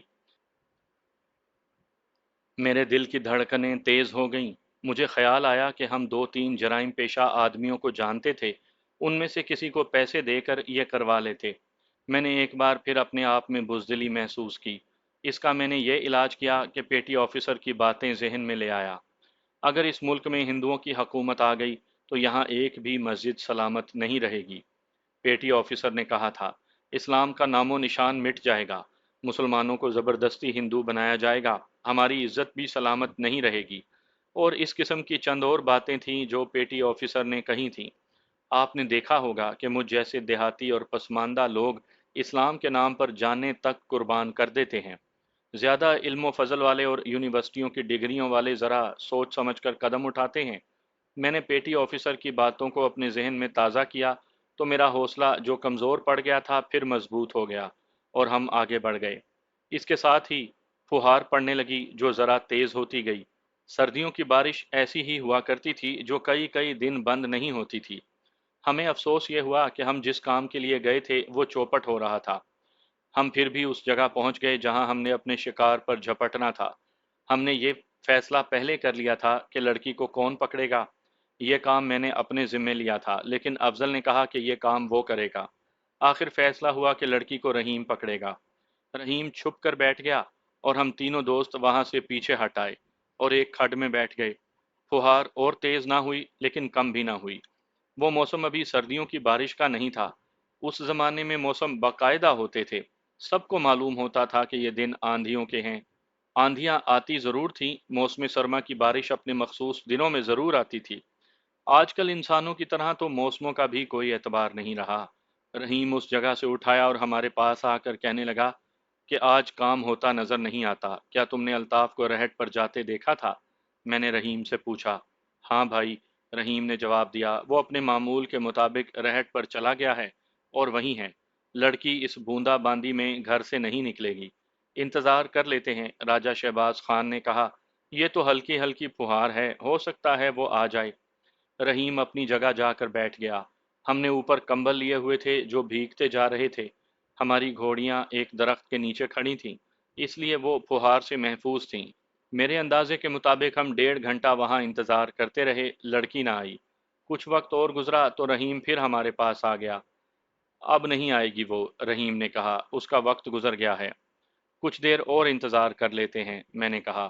اتنی دور سے آنا جانا آسان نہیں، ہو سکتا ہے آج ہی ہمارا کام ہو جائے۔ رحیم پھر اپنی جگہ چلا گیا اور 2-4 منٹ کے بعد ہی واپس آ گیا۔ آتے ہی کہنے لگا کہ سر نیچے کر لو، الطاف واپس آ رہا ہے۔ ہم جہاں چھپے ہوئے تھے وہ جگہ ایک کھڈ تھا۔ راستہ ہمارے قریب سے گزرتا تھا جو چند گزوں کی بلندی پر تھا۔ رحیم بھی ہمارے قریب آ کر بیٹھ گیا۔ اس کھڈ کے کنارے پر آ کر 2-3 پودے اور 2-3 جھاڑیاں تھیں۔ یہ ہمارے لیے بڑی اچھی اوٹ تھی۔ تھوڑی دیر گزری ہوگی کہ ہمیں ہلکی سی کھانسی کی آواز آئی۔ رات تو چاندنی تھی لیکن بادلوں کی وجہ سے روشنی بہت کم تھی۔ پھر بھی دور سے گزرتا ہوا آدمی سائے کی طرح نظر آتا تھا۔ ہمیں الطاف گزرتا ہوا نظر آیا۔ وہ رہٹ کی طرف سے آ رہا تھا اور اپنے گھر جا رہا تھا۔ اب تو لڑکی کے آنے کا امکان ختم ہی ہو گیا تھا۔ الطاف جب گاؤں میں داخل ہو گیا تو ہم اپنی گھوڑیوں کی طرف چلے گئے۔ رحیم وہاں تک ہمارے ساتھ آیا اور ہم رخصت ہو گئے۔ ہم جب اپنے گاؤں میں داخل ہوئے تو پھوہار بھی ختم ہو گئی۔ اپنے اپنے گھر جا کر گھر والوں سے کچھ جھوٹ بولے اور سو گئے۔ اگلی رات اسی وقت ہم پھر گھروں میں پہلے سے طے کیا ہوا ایک جھوٹ بول کر الطاف کے گاؤں کی طرف روانہ ہو گئے اور اسی جگہ پہنچ گئے جہاں ہم نے گزشتہ رات گھوڑیاں چھوڑی تھیں۔ رحیم وہاں پہلے سے موجود تھا۔ ہم اسی کھڈ میں جا بیٹھے۔ رحیم نے بتایا کہ الطاف رہٹ پر چلا گیا ہے۔ رحیم رہٹ کی طرف جانے والے راستے میں چھپ کر بیٹھ گیا۔ اس رات موسم بالکل صاف تھا، چاندنی بہت صاف تھی۔ رحیم ابھی چھپا ہی تھا کہ لڑکی آتی ہوئی نظر آئی۔ وہ ہم سے دور نہیں تھی، حسب معمول میرے دل کے دھڑکنے کی رفتار تیز ہو گئی۔ مجھے یقین تھا کہ رحیم لڑکی کو پکڑ لے گا، لیکن ڈر یہ تھا کہ لڑکی نے اگر چیخ مار دی تو خطرہ پیدا ہو جائے گا۔ رات کے سناٹے میں اور دیہاتی علاقے میں رات کی چیخ بڑی دور تک سنائی دیتی ہے۔ لڑکی رحیم کے قریب سے گزری۔ میں کچھ حیران ہوا کہ یہ لڑکی کتنی دلیر ہے کہ رات کے وقت سنسان علاقے میں سے ایک غیر آدمی کے پاس جا رہی ہے۔ میں حیران اس کے باپ پر بھی ہوا کہ باپ ہوتے ہوئے وہ اپنی بیٹی کو کس طرح استعمال کر رہا ہے۔ مجھے پیٹی آفیسر کی بات یاد آئی۔ اس نے کہا تھا کہ ہندو مسلمانوں کو نقصان پہنچانے کے لیے اس سے بھی زیادہ بے غیرتی کی حرکت کر گزرتے ہیں۔ پیٹی آفیسر نے پنڈت چانکیا کا نام بھی لیا تھا، جسے ہندو اپنا اوتار مانتے تھے۔ اس نے بتایا تھا کہ اپنی جان پر بن آئے اور تم بھاگ نہ سکو تو اپنی بیوی کو دشمن کے حوالے کرو اور اپنی جان بچاؤ۔ لڑکی جوں ہی رحیم کے قریب سے گزر کر ایک دو قدم آگے گئی، رحیم نے اٹھ کر پیچھے سے اس کے اوپر کھیس پھینکا، ایک ہاتھ اس کے منہ پر رکھا اور دوسرا بازو پیچھے سے اس کی پیٹ اور کمر کے گرد لپیٹ کر اسے گھسیٹ لیا۔ وہ تقریباً 2 گز بلندی پر تھی جس کی ڈھلان تھی۔ رحیم اسے نیچے گھسیٹ لایا۔ ہم اٹھ کھڑے ہوئے۔ ہم نے اپنے چہرے پگڑیوں میں چھپا لیے تھے۔ ہم تینوں کے پاس کلہاڑیاں تھیں جن کے دستے رنگدار اور پھل چاندی کی طرح چمکتے تھے۔ منہ سے آواز نہ نکالنا، ہم میں سے معلوم نہیں کس نے کہا۔ کلہاڑی سے گردن کاٹ دیں گے، چپ چاپ ہمارے ساتھ چلی چلو۔ رحیم نے اسے چھوڑ دیا اور اس کے منہ سے بھی ہاتھ ہٹا لیا۔ اس نے لڑکی کے اوپر پڑا ہوا کمبل اس طرح کر دیا جس طرح سردی میں کمبل لیا جاتا ہے۔ لڑکی ذرا سی بولی تو اسے ڈانٹ کر چپ کروا دیا گیا۔ رحیم نے اسے آگے کو دھکیلا اور ہم چاروں اس کے پیچھے چل پڑے۔ وہ رو رہی تھی، مڑ مڑ کر ہماری طرف دیکھتی اور رحیم اسے ہلکا سا دھکا دے دیتا۔ ہم اسے تقریباً 3 فرلانگ دور لے گئے اور ایک ایسی جگہ قریب قریب کھڑے 2 درختوں کے نیچے لے گئے جو وہاں کی زمین سے کچھ نیچے تھی۔ اسے اپنے سامنے کھڑا کر لیا۔ وہ کانپ اور رو رہی تھی۔ مجھے گھر لے چلو، اس نے روتے ہوئے کہا۔ میں تمہیں باپو سے جتنے پیسے کہو گے دلا دوں گی۔ ہمیں پیسے نہیں چاہیے، افضل نے کہا۔ مجھے کہیں اور لے جاؤ گے؟ نہیں، افضل نے اسے کہا، یہیں سے چھوڑ دیں گے، شرط یہ ہے کہ ہماری بات مان لینا۔ مان لوں گی، اس نے کہا، لیکن تم 4 آدمی ہو اور میں… وہ غلط سمجھ رہی تھی۔ ہم نے اس کی یہ غلط فہمی دور کر دی۔ اس پر جو دہشت طاری تھی میں وہ بیان نہیں کر سکتا۔ تصور میں لائیں 4 جوان آدمی، چہرے پگڑیوں میں چھپے ہوئے اور ہاتھوں میں چمکتی ہوئی کلہاڑیاں، اور وہ نوجوان اور خوبصورت لڑکی۔ اس کا تو کھڑے کھڑے دم نکل جانا چاہیے تھا۔ وہ بہت ہی زیادہ خوبصورت تھی۔ ہم تمہیں اس غرض سے یہاں نہیں لائے جس غرض سے تم الطاف کے پاس جاتی ہو، میں نے اسے کہا۔ ہم تم سے کوئی اور بات منوانا چاہتے ہیں۔ تم جو کہو گے مانوں گی۔ اس نے میری بات پوری نہ ہونے دی، کہنے لگی، مجھے چھوڑ دینا۔ بات یہ ہے، میں نے کہا، آج رات کے بعد تمہارا الطاف کے ساتھ تعلق ختم ہے۔ تم اس سے نہیں ملو گی۔ اگر تمہیں اس کے ساتھ دیکھا گیا تو آج کی طرح تمہیں پھر اٹھا لائیں گے۔ رات کو تمہارے گھر سے اٹھا لائیں گے، پھر تمہیں بہت خراب کریں گے اور قتل کر دیں گے۔ ہم صرف یہی نہیں کریں گے، راجہ شہباز خان نے کہا، تمہارے گھر ڈاکہ ڈالیں گے اور تمہارے گھر کا صفایا کر کے تمہاری دوسری بہنوں کو بھی اٹھا کر لے جائیں گے۔ ایسے ہی کروں گی، لڑکی نے کہا، میں گھر سے باہر نکلنا چھوڑ دوں گی۔ ایک بات اور، افضل نے کہا، آج تم الطاف کے پاس نہیں جا رہی۔ ہم تمہیں چھوڑ دیں گے، ہو سکتا ہے وہ تمہیں مل جائے۔ وہ تم سے پوچھے گا کہ کہاں سے آ رہی ہو تو کہنا کہ تمہاری طرح میرا ایک دوست اور بھی ہے، میں آج اس کے پاس چلی گئی تھی۔ وہ تو مجھے مارے گا، لڑکی نے کہا۔ تم مار کھا لینا یا بھاگ جانا، میں نے کہا، یہ نہ بتانا کہ تمہیں اٹھایا گیا تھا۔ یہ ہماری اسکیم کا ایک حصہ تھا۔ یہ سنانے سے پہلے میں اس ہندو لڑکی کی کچھ اور باتیں سناتا ہوں۔ اسے ہم نے وہاں بٹھا لیا اور کہا کہ وہ سچ بتائے کہ وہ الطاف حسین کے پاس محبت کی خاطر جاتی ہے یا یہ کوئی اور چکر ہے۔ اگر تم نے جھوٹ بولا تو بہت بری موت ماریں گے، راجہ شہباز خان نے اسے کہا۔ کیا تم الطاف کے ساتھ شادی کرنے کے لیے مسلمان ہو جاؤ گی؟ نہیں، لڑکی نے جواب دیا، سچی بات ہے کہ یہ دھوکہ ہے۔ باپو کے پاس راول پنڈی سے 2 آدمی آئے تھے۔ وہ کانگریس کے لیڈر تھے۔ وہ میرے باپو کے پاس بہت دیر بیٹھے رہے۔ وہ چلے گئے تو باپو نے مجھے الگ بٹھا کر کہا کہ صوبیدار میجر کے بیٹے الطاف کو اپنے ساتھ باندھ لو اور اسے کبھی کبھار گھر بھی لے آیا کرو۔ میں نے دوسرے ہی دن اسے باندھ لیا۔ شکنتو، اس کا نام شکنتو تھا، اس نے اپنا وہ پورا عمل سنایا جس سے اس نے الطاف کی آنکھوں پر پٹی باندھ دی تھی۔ الطاف ساہوکار کے گھر بھی گیا، پھر ساہوکار الطاف کے پاس رہٹ پر بھی جاتا رہا۔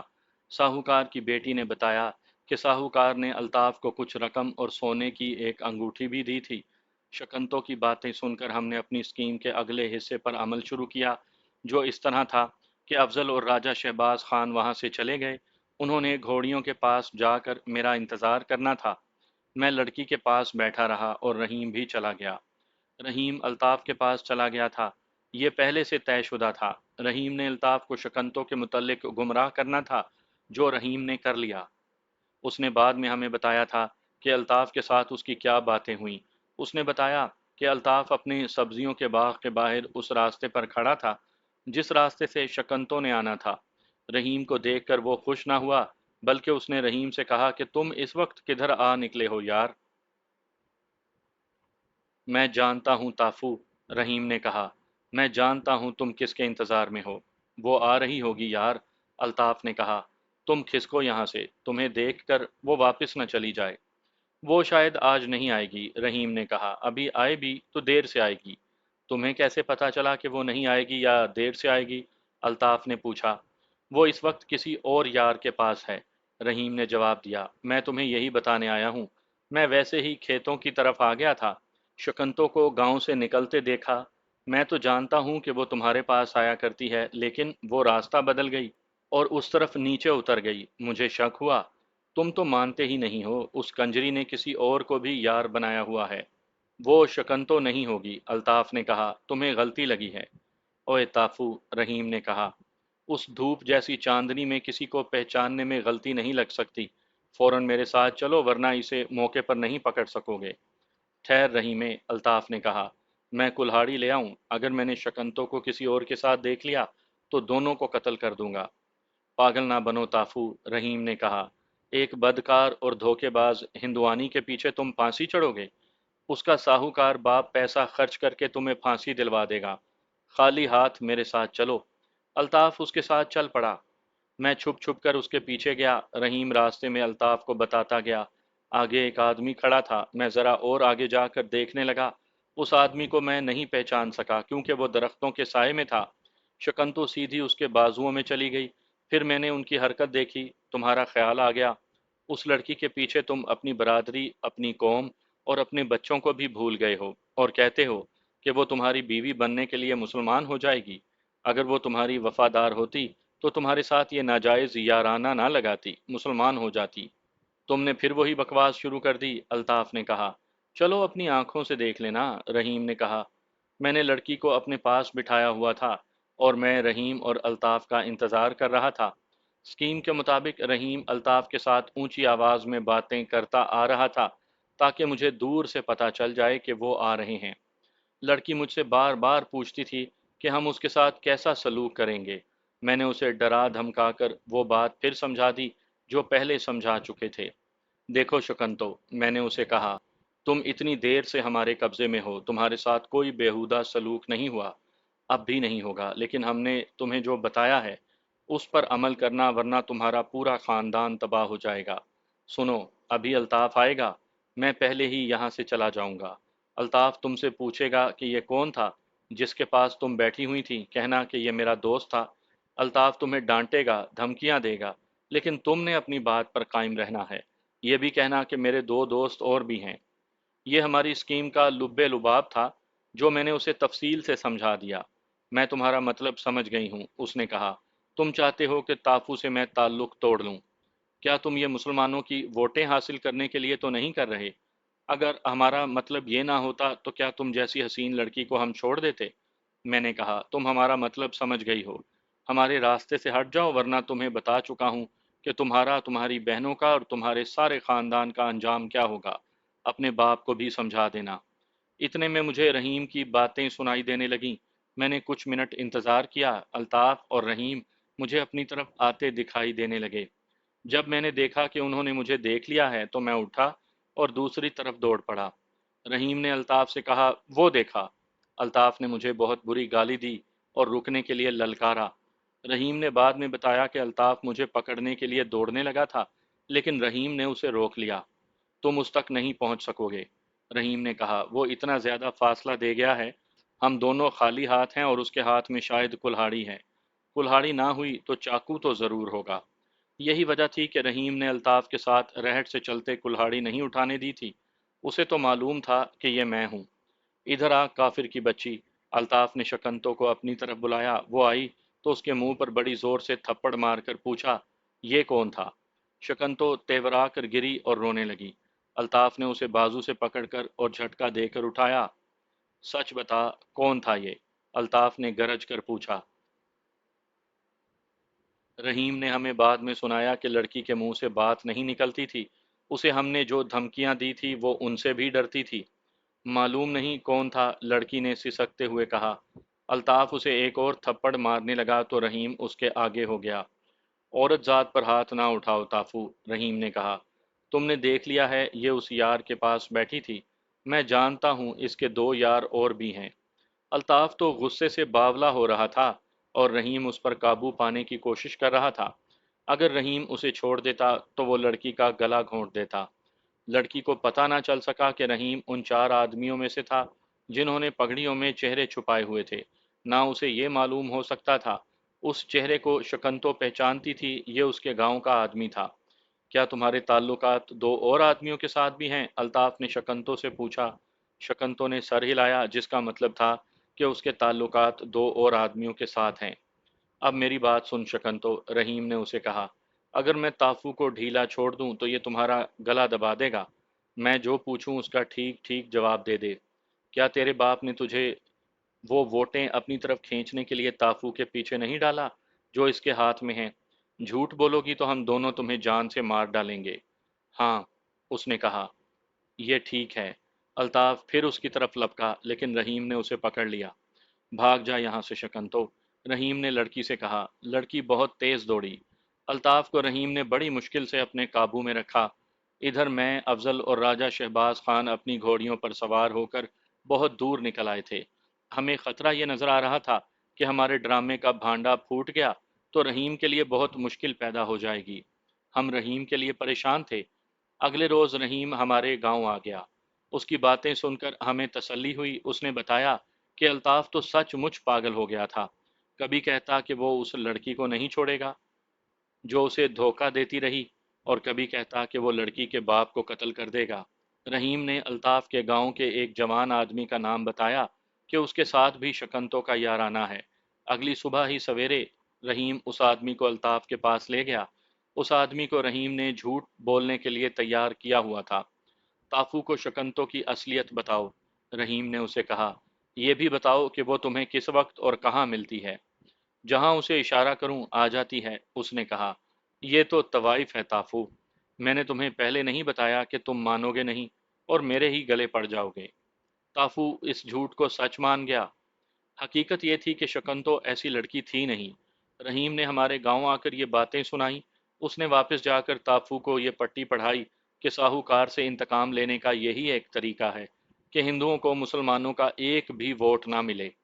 تافو تیار ہو گیا اور ہندوؤں کے خلاف میدان میں اتر آیا، اور پہلے سے زیادہ جوش و خروش سے مسلم لیگ کے لیے اپنے زیر اثر دیہاتیوں کو اکٹھا کرنے لگا۔ ہمارے ساتھ اس کی ملاقاتیں شروع ہو گئیں۔ رحیم نے ہمیں بتایا کہ شکنتو گھر سے باہر آتی ہی نہیں۔ میں آپ کو یہ بھی بتا دوں کہ اب الطاف کے اس جوش و خروش میں وہ جذبہ نہیں تھا جسے قومی جذبہ کہا جاتا ہے۔ اب وہ انتقامی جذبے کے تحت میدان میں اترا تھا۔ ہمیں ان ووٹوں کی ضرورت تھی جو اس کے ہاتھ میں تھی، ہمیں اس کے جذبے سے غرض ہی نہیں تھی۔ یہ سب ووٹ، جن کی آخر میں تعداد 600 کے قریب تھی، مسلم لیگ کے پاس آ گئے۔ پھر الیکشن ہوئے اور ہم جیت گئے۔ اب تو میں یوں کہوں گا کہ ہم نے الیکشن جیتا نہیں بلکہ پاکستان جیت لیا تھا۔ اسی الیکشن کی ہار جیت پر ہندوستان کے مسلمانوں کی قسمت کا فیصلہ ہونا تھا۔ یہ فیصلہ مسلمانوں کے حق میں ہو گیا، مگر ہمارے دوست الطاف نے اس کہانی کو یہیں پر ختم نہ کیا۔ یہ بھی سن لیں۔ الیکشن ختم ہونے کے شاید ایک مہینے کے بعد الطاف اور رحیم کے گاؤں کا وہ آدمی ہمارے گاؤں ہم سے ملنے آیا تھا جس سے رحیم نے الطاف کے آگے یہ جھوٹ بلوایا تھا کہ اس کے شکنتوں کے ساتھ تعلقات ہیں۔ اس نے بتایا کہ ایک روز پہلے رحیم اور الطاف کی بڑی سخت لڑائی ہوئی ہے۔ لڑائی بھی ایسی کہ دونوں طرف سے لاٹھیاں اور کلہاڑیاں نکل آئیں۔ رحیم بھی زخمی ہوا، الطاف بھی زخمی ہوا، اور دونوں طرف سے دو دو تین تین زخمی ہو گئے۔ معاملہ تھانے تک جاتے جاتے اس طرح رہا کہ دونوں طرف سے بزرگوں نے پیش امام اور شاہ صاحب کو جو اس علاقے کے پیر تھے درمیان میں لا کر راضی نامہ کروا دیا۔ چونکہ الطاف اور رحیم ہمارے دوست تھے، اس لیے ہم ان کی عیادت کے لیے ان کے گاؤں چلے گئے۔ لڑائی کی وجہ تو معلوم کرنی ہی تھی، ہمیں غم یہ لگ گیا تھا کہ رحیم اور الطاف دوست تھے اور ان کے خاندانوں میں بھی دوستانہ تعلقات تھے، مگر اب ان کی خاندانی دشمنی شروع ہو گئی تھی۔ اس زمانے میں ہمارے علاقے میں خاندانی دشمنیاں ایک رواج تھا جس میں آئے دن خون خرابہ ہوتا رہتا تھا۔ کبھی ایک فریق کا ایک آدمی قتل ہو گیا، کبھی دوسرے فریق کا، کبھی ادھر کے ایک دو آدمی پھانسی چڑھ جاتے، کبھی ادھر کے۔ ہم اس ارادے سے گئے تھے کہ اپنے ان دونوں دوستوں میں ایسی صلح صفائی کروائیں گے کہ ان کی دشمنی ان کے خاندانوں سے نکل جائے۔ پہلے ہم رحیم کے گھر گئے، اسے ایک لاٹھی کندھے پر لگی اور ایک کلہاڑی کا ایک گہرا زخم پیٹھ پر تھا۔ ہمیں دیکھ کر وہ ہنس پڑا۔ ہم نے الطاف کے ساتھ لڑائی کی وجہ پوچھی تو اس نے بتایا کہ الطاف کو پتہ چل گیا ہے کہ شکنتو اور اس کے ساتھ ہم نے کیا ڈرامہ کھیلا تھا، اس پر ان کی لڑائی ہوئی تھی۔ الطاف کے گھر گئے، اس کے بازو پر کلہاڑی لگی تھی اور دو لاٹھیوں کی دو ضربیں پیٹھ پر لگی تھیں۔ لڑائی کی جو کہانی ہمارے سامنے آئی وہ اس طرح تھی کہ شکنتو کے ساتھ الطاف کے تعلقات الیکشن سے پہلے ختم ہو گئے تھے۔ الیکشن کے بعد شکنتو نے باہر نکلنا شروع کر دیا۔ لڑائی سے ایک دو روز پہلے الطاف اپنے سبزیوں والے باغ میں گھوم پھر رہا تھا۔ شکنتو کہیں سے آ رہی تھی، وہ باغ کے قریب سے گزری، الطاف کو دیکھ کر وہ رک گئی۔ الطاف اس کی طرف چل پڑا۔ میں تمہیں ایک بات بتانا چاہتی ہوں، اس نے الطاف سے کہا۔ میرا خیال ہے کہ شکنتو کہیں سے آ نہیں رہی تھی، بلکہ وہ یہی بات الطاف کو بتانے اور الطاف اور رحیم کو آپس میں ٹکرانے کے لیے الطاف کے رہٹ پر گئی تھی۔ اس نے دیکھ لیا ہوگا کہ الطاف رہٹ پر گیا ہوا ہے۔ وہ ہندو لڑکی تھی جسے زہریلی ناگن کہا جائے تو صحیح ہوگا۔ الطاف اسے باغ میں بنائے ہوئے اپنے مکان میں لے گیا۔ ووٹوں کا معاملہ ختم ہو گیا ہے، لڑکی نے کہا۔ تمہارے دوست جو چاہتے تھے وہ بھی ہو گیا۔ اب میں وہ غلط فہمی دور کرتی ہوں جو تمہارے دل میں اس رات ڈالی گئی تھی۔ جس رات تم نے اپنے دوست رحیم کے ساتھ مجھے ایک آدمی کے ساتھ بیٹھا ہوا دیکھا تھا، مجھے آج تک معلوم نہیں کہ وہ آدمی کون تھا۔ اگر وہ میرے سامنے آئے تو میں اسے نہیں پہچان سکوں گی، کیونکہ اس نے پگڑی اپنے سر اور منہ پر لپیٹی ہوئی تھی۔ وہ چار آدمی تھے، مجھے پکا شک ہے کہ ان میں تمہارا دوست رحیم بھی تھا۔ لڑکی نے الطاف کو سنایا کہ وہ اس کے پاس آ رہی تھی، راستے میں کسی نے اس پر کمبل پھینکا اور اسے گھسیٹ کر نیچے لے گیا۔ ہم نے اس کے ساتھ جو باتیں کی تھی وہ اس نے الطاف کو سنائی اور بتایا کہ ان چاروں میں سے ایک آدمی چلا گیا تھا۔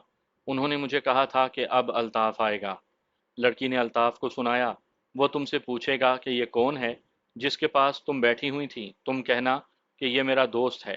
انہوں نے مجھے دھمکیاں دی تھیں کہ تم نے اس طرح نہ کہا تو تمہاری دوسری بہنوں کو بھی اغوا کریں گے اور تمہارے گھر ڈاکہ ڈال کر تمہارا گھر خالی کر دیں گے۔ انہوں نے یہ بھی کہا تھا کہ تم کہنا کہ میرے تعلقات دو اور آدمیوں کے ساتھ بھی ہیں۔ شکنتو نے الطاف کو بتایا کہ خوف سے اس کی تو جان ہی نکل گئی تھی۔ اس نے ڈاکوؤں کی کہانیاں سنی تھیں جو سن کر وہ ڈر جایا کرتی تھی۔ اس رات وہ چار ڈاکوؤں کے ہاتھ لگ گئی تھی۔ اس نے خوف کے مارے ان کی ہر بات مان لی۔ وہ آدمی جو میرے پاس بیٹھا تھا اس نے کہا تھا کہ یہ سب ووٹوں کا معاملہ ہے۔ شکنتو نے الطاف کو سنایا۔ اس نے کہا تھا کہ الطاف سے تعلق توڑ لو اور گھر سے باہر نکلنا چھوڑ دو۔ پھر رحیم تمہیں ساتھ لے کر آ گیا۔ تم خود سوچو تافو۔ مجھے انہوں نے کہا تھا کہ اب تافو آئے گا۔ تم آ گئے تو میں سمجھ گئی کہ ان میں سے چوتھا آدمی جو چلا گیا ہے وہ تمہیں بلانے گیا ہے۔ تمہارے ساتھ جو آدمی آیا وہ رحیم تھا۔ کیا تم رحیم سے اب پوچھ نہیں سکتے کہ یہ کیا معاملہ تھا؟ لڑائی کے بعد الطاف مجھے افضل اور راجہ شہباز خان کو شکنتو کی یہ باتیں سنا رہا تھا تو مجھے اپنی غلطی کا احساس ہو رہا تھا۔ ہم جرائم پیشہ تو تھے نہیں کہ ہمیں تجربہ ہوتا اور ہم ایسی غلطیاں نہ کرتے۔ ہم سے غلطی یہ ہوئی تھی کہ رحیم لڑکی کے سامنے چلا گیا تھا اور وہ الطاف کو ساتھ لے آیا۔ پھر مجھ سے غلطی یہ ہوئی کہ میں لڑکی کو یہ کہہ بیٹھا کہ ووٹوں کے معاملے میں ہمارے راستے سے ہٹ جاؤ۔ اس ہندو لڑکی کی باتیں سن کر الطاف پر ایک بار پھر اس کا جادو سوار ہو گیا اور وہ غصے سے پھٹنے لگا۔ لڑکی کو گھر بھیج کر وہ رحیم سے ملا اور پوچھا کہ شکنتو کی یہ باتیں سچی ہیں یا جھوٹی۔ رحیم نے اسے کہا کہ ان ہندوؤں کی ذہنیت کو تم نہیں سمجھتے، یہ ہار کر ہمیں آپس میں لڑانا چاہتے ہیں۔ اس طرح کچھ اور باتیں کہہ کر رحیم نے اسے ٹال دیا۔ اگلے روز پھر الطاف نے رحیم کو گھیر لیا۔ رحیم نے پھر ٹال مٹول کی، مگر اس سے اگلے روز الطاف نے رحیم کو کوئی سخت بات کہہ دی تو رحیم کے دماغ کو گرمی چڑھ گئی۔